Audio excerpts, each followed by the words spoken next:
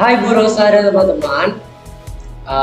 Kami pada hari ini akan melakukan podcast mengenai pelajaran agama seputar hal-hal yang telah kita pelajari selama satu semester ini. Sebelumnya izinkan kami memperkenalkan diri dari kelompok kami. Saya Maximilian Kalisto, absen 23 dari kelas 8. Saya Pascal Dari Tomo, kelas 8 absen 9. Saya Anung Puriwan, kelas 8 absen 3. Halo, saya Vincent Yusuf Pedro Utama, nama panggilan Revo, kelas 8 absen 32. Halo, saya Gregory Lestari Purnomo, saya 10-8 nomor 14. Oke. Jadi hari ini kita mau ngomongin apa nih? Kita mau ngomongin, kan kita semester 1 dulu belajar banyak kan. Ingat banget dulu Bu Rosa kasih kita tugas-tugas yang sebenarnya tugasnya itu ngajak kita untuk merefleksikan dan mengetahui potensi diri kita dalam hal rohani dan psikologi kita agar kita juga berkembang sebagai pribadi yang lebih baik ke depannya.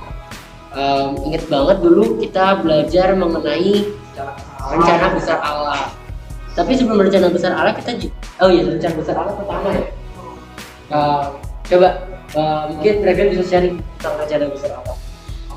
Jadi kalau menurut gue ya, kayak gue tuh percaya kalau Allah itu pasti punya. Ya lanjut. Oke. Jadi gue tuh percaya kalau misalkan Allah itu pasti punya sesuatu yang besar di dalam hidup setiap orang. Jadi untuk maksudnya nggak cuma gue, termasuk kalian semua ini pasti udah diatur jalur kita masing-masing.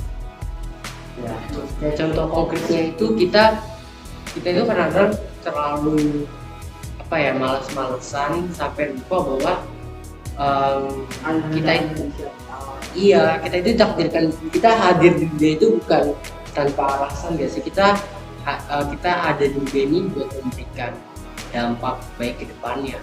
Itu yang memotivasi kita sebagai mungkin pribadi kanisian, sebagai pemimpin untuk memberikan kayak jasa kita lah ke dunia, untuk memberikan sejarah baik ke depannya. Itu sih. Kita juga di dunia ini juga untuk memberikan dan juga membantu Allah dengan berdoa dan juga pergi ke kapel. Jadi ingat ya, rencana besar Allah itu juga tidak lupa akan Allah itu sendiri yang selalu dampingin kita, selalu menyertai kita. Jelas sih kalau kita di dunia ini apa tujuannya, kalau pasti kita semua ada tujuannya. Ya mungkin kita ini lagi bernapas tanpa alasan, nggak mungkin itu namanya. Lanjut ke bab selanjutnya yang kita pelajari yaitu visi misi. Bener. Jadi emang visi misi itu kita harus punya dan bagian dari kita berkembang ke depannya. Kalau dari pengalaman aku sendiri sih, aku selalu buat list di HP, notes. Misalnya tahun ini apa aja goals yang ingin aku raih, kemudian bagaimana aku cara meraihnya. Terus juga setiap kali aku punya ide, punya juga kekurangan, aku catat sehingga kedepannya itu bisa lebih baik lagi. Mungkin kalian ada visi misi? Ya apa ya, misi itu sebenarnya perencanaan enggak sih? Maksudnya kita punya misi apa dan kita punya harapan tuh apa supaya kita gampang aja gitu. Ya itu emang namanya visi dan misi. Nah, Bisa lewat catatan, bisa lewat ingat bisa. Atau ambisi sendiri sih visi misi. Lu bisa ya udah jawab aja sih. Tapi yang kadang visi misi itu berjalannya juga harus dengan bantuan biar kita dimuluskan dan gak jatuh dalam dosa. Karena kadang-kadang dalam mencapai visi itu misinya ada godaan, misalnya menyontek, terus juga melakukan hal-hal curang, terus mengubur. Ya, di bab ini kan kita diajarin juga manusia jatuh dalam dosa ya. Mungkin Revo bisa sharing pengalaman mungkin jatuh dalam dosa.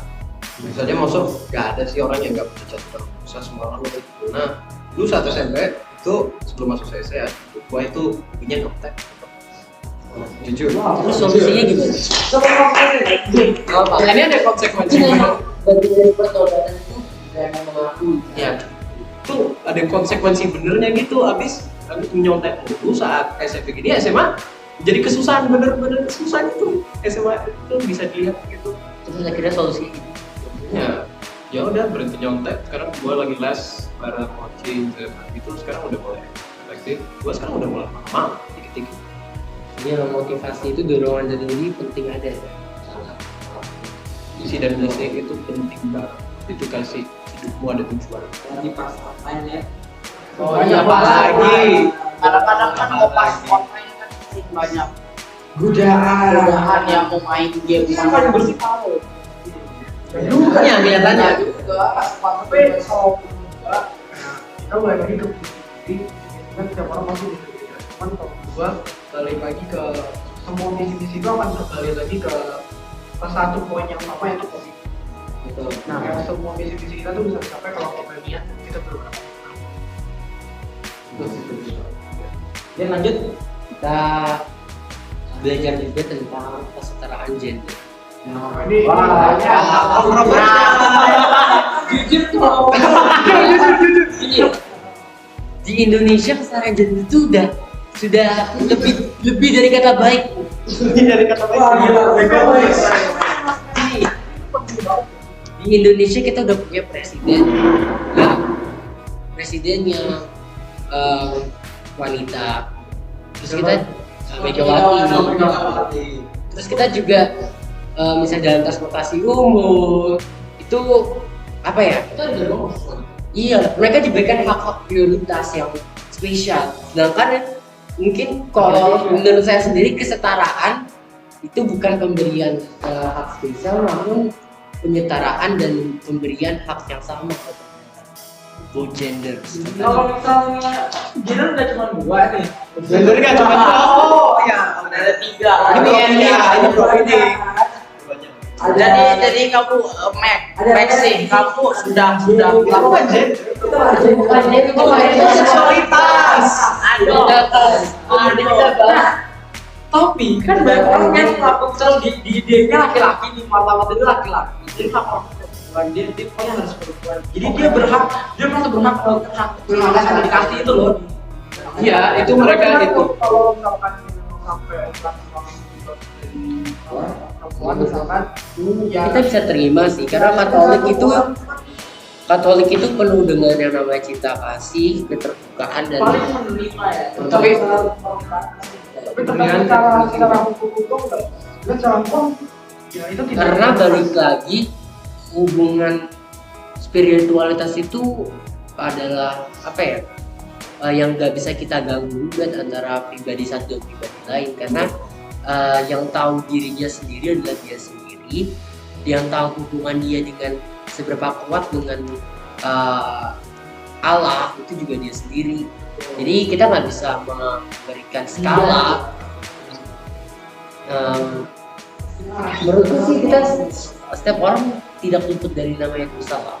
Jadi mendingan kita fokus dalam pembangunan diri dulu sebelum kita menjadi mengatur orang lain sih, karena kok pengalaman diri sendiri juga risih akhirnya kalau bisa diatur-atur. Jadi itu sih, jadi ya fokus sama diri sendiri. Nanti kalau memang udah kita punya pengalaman kesalahan yang pernah dilalui, mungkin bisa mengingatkan sesama. tapi tetap mengatur ya. Ya, tapi kan kalau nggak ada kesetaraan gender, Bhinneka Tunggal Ika itu nggak bakal terjadi. Karena ya, Beda-beda tapi tetap satu ya. jadi balik lagi kita harus men-treat seseorang sama dengan yang lain. Jadi ya emang kalau kesetaraan gender itu nggak luput dari bagaimana kita mengetahui martabat manusia dan mengikuti hati nurani kita. Itu salah satu bab terakhir yang kita pelajari di semester ini. Mengikuti suara hati ya. Gimana kita ya mungkin kita ada yang namanya diskresi. Jadi membedakan suara hati itu apakah ada di Surabaya itu baru jahat, tapi kita mengikuti anak-anak. Atau kita kan mata kokokan dulu ya. Kita dari jadi diskresi.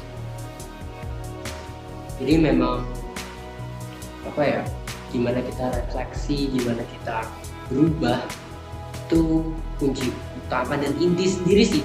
Inti dari kepercayaan dari agama itu adalah kan pembangunan apa ya, penguatan iman, dimana itu bisa memotivasi, mendorong, menguatkan kita untuk kedepannya lebih baik, lebih kuat, lebih manis.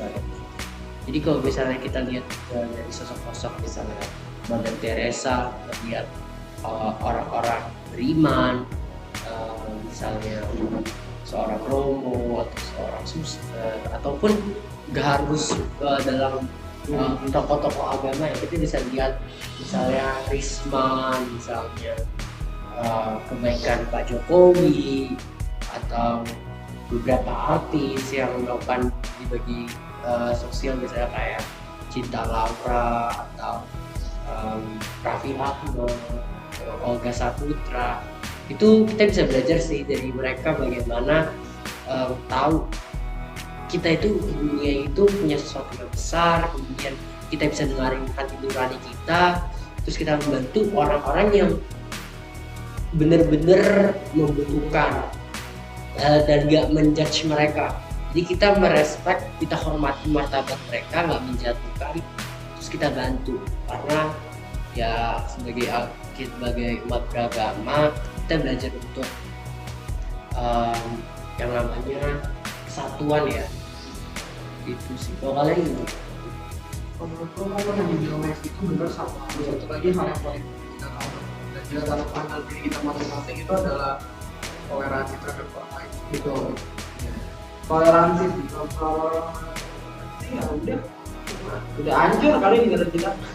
Toleransi dan penghargaan hal kecil apapun yang kita hargai dari orang, ya why not kalau kita orang terus dengan apa yang dia punya, apakah kita lebih dari apa yang dia tidak mau. Ya, kalau tanpa toleransi misalnya ya yang terjadi sekarang seperti perangnya Rusia dan Ukraina kan, karena mereka tidak menyetujui sesuatu yang sama jadinya mereka pun perang kan. Beda pendapat. Untuk hal itu sih sebenarnya mereka harus ngikutin hati nurani mereka, menggunakan conscience sebagai tools buat mereka refleksi.